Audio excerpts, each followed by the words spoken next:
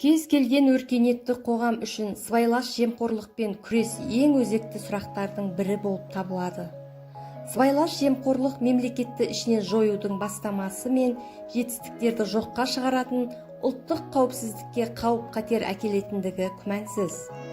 Сондықтан да Қазақстан Республикасының мемлекеттік саясатының негізгі басылымдықтарының бірі болып, осы зұлымдықпен күресу болып табылады. Конституция дегеніміз не? Конституция бұл Қазақстан Республикасында тұратын барлық азаматтардың құқықтары мен міндеттері белгіленген құжат. Біздің елімізде Конституция күні 30 тамыз болып есептеледі.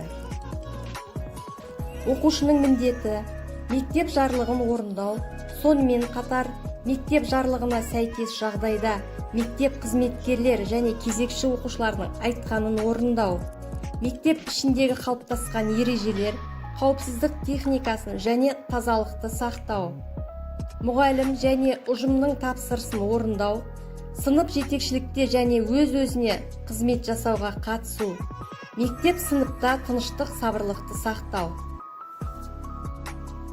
Темекі шекпеу, денсаулыққа зиянды заттарды қабылдамау, сыпайы, сабырлы, киімін таза ұстау.